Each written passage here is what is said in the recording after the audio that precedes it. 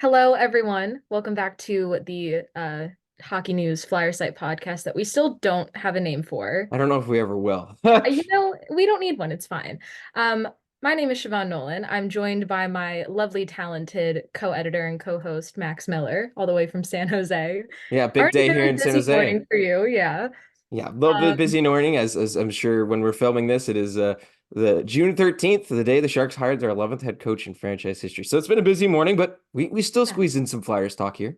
exactly. We're not here to talk about the Sharks, Max. We're here to talk about the Flyers. And the big story coming out of the Flyers organization right now, Combine happened a little bit ago, and I'm really, really intrigued by who the Flyers reportedly showed very particular interest in. Carter Yachimchuk, I don't know if I'm saying that right. I hope I am. Sorry, Carter, if I'm not. Um, but from all the reports that I read, because I was not up in Buffalo personally, it seemed like the Flyers and Yachimchuk himself had a really, good conversation. Like there was really a good connection there from everything that I've seen. So I'm very intrigued and interested that he was the one that they showed a lot of interest in because he was one of the prospects that a lot of people were saying could go at number 12.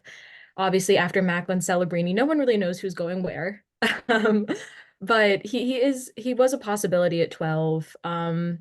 But with the Cole Isermans and the Tijing Nginlas, and I Yeah, don't know how to say it. yeah. Okay, good. I Tijiginla. don't know how to say anyone's name. That's Jerome's sons. You better know Tijiginla. I know. You'd think with my name I would like be better at pronouncing other people's names, No, you but had to focus so much as a child figuring out how to say your name and then going from there. exactly. But we've heard a lot more about guys like that rather than Carter Yachimchuk. But Yachimchuk's a good prospect. He's a defenseman, very strong, very physical. He's 6'3", 194 pounds. Definitely has a lot of penalty minutes to show for that. He had quite the jump from 2022-23, had 31 penalty minutes. That jumped to 120 minutes this past season. And that was kind of the big drawback that a lot of people had for him was that he does have a lot of passion, bit of a temper, and it just is not very controlled yet because obviously he's still young, he's still learning how to rein it in. But I'm interested, Max, what do you think about just that prospect in particular for the Flyers? Yeah, I think Chuck would be a really nice piece. He finished fifth in scoring in WHL by defenseman. He was first in penalty minutes, like you said. He had 71 points. But here's the thing: he scored the most goals as a defenseman in the WHL. It's 30 goals. I mean, the WHL overall has higher scoring via defenseman. Luca Cagnoni, the Sharks prospect. I know we're talking a lot of Sharks, but he was the leading scorer in the WHL by a defenseman. He only had 18 goals, right? So Carter Yachimchuk does have that offensive shot, that goal scoring, which maybe not necessarily looking for from the defense. You've got obviously Jamie Drysdale there now on the Flyers defense now. Cam York is Yeah. there. Sam Heim is still there. Like he had a good offensive season, and Oliver Bonk is on his way. So for me, I think Yachimchuk would be a really nice add, and I think he'd be a good kind of maybe he probably won't have that offense if and when he does eventually make the NHL. I think he's definitely going to be that kind of defensive defenseman, Gustav Forsling, who can fire a puck, chip in some offense when he needs. And he's got that snarl to him, a little defense. Nikita Zadorov of Vancouver, formerly of Calgary. Like it's interesting because when you look at what the Flyers' needs are, it's kind of a little bit of everything. Maybe Yeah. you're obviously not sure what the goaltending is with Sam Harrison. The defense looks good, but it's missing something, and the offense is good, but it's missing that kind of number one goal scorer. No offense to Travis Konechny, but 30 goals is great, but they need a guy who can put the puck in the net. So when I'm looking at something like the Flyers need, I don't think TJ Ginla is going to be on the board past number 7. I think he's shot up draft boards like crazy. I think Mhm. he's going to be, I think he's either, it would be cool to see him get drafted by Calgary and follow in his dad's footsteps. Yeah. But for a guy, obviously you interviewed Cole Iserman. I think he could be interesting to knock on him. He was up there. He was, potential number one pick range, but they're Yeah. not too sure what else he could do other than score goals, which is not a bad thing. I mean, he's going to score Not goals at at the all. NHL level, but Yeah.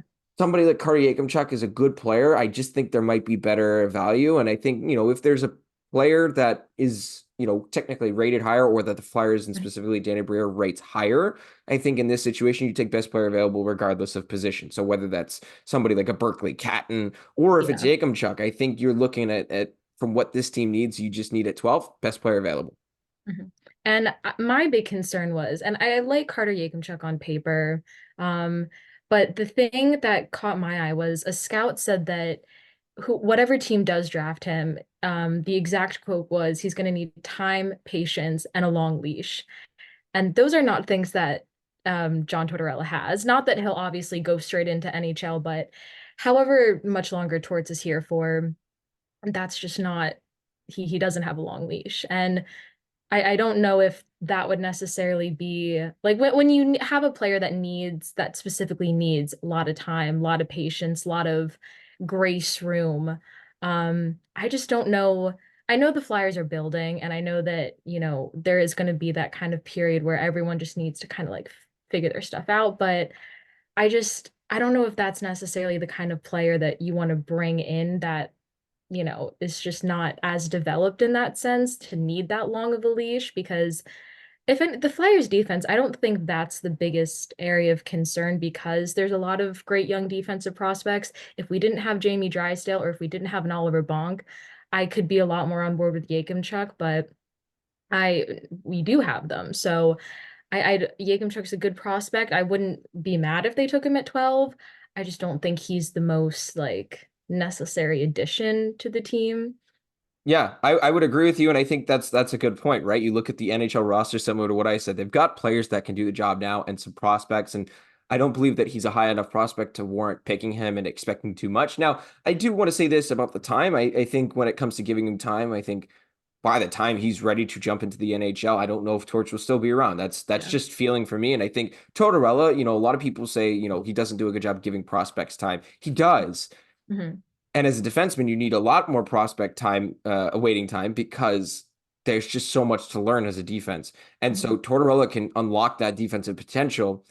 But to get to the NHL, I think it's going to take more time. So I don't know how much the Tortorella will be having that influence in what they need Yeah. from him. So we'll see, because I think he needs a lot more time, like you said. I think he's raw talent prospect. Who knows what he could be? Could be something Yeah. great if they do pick him, but he needs more time to kind of develop. Being a defenseman in the NHL is not easy. There's a No. lot of examples where it takes time. Look at Mhm. Gustav Forsling. Gustav Forsling is like the prime example. Dude was picked in the fifth round by Vancouver in 2015. He was waived. He was traded to Chicago, and then he was traded to Carolina. Carolina waived him twice, and then finally he's with Florida now. And at 20, I think 28 or 29 years old, signed an 8-year contract and put up 40 points the last two seasons. Yeah, It takes time. it It does. takes a lot of time.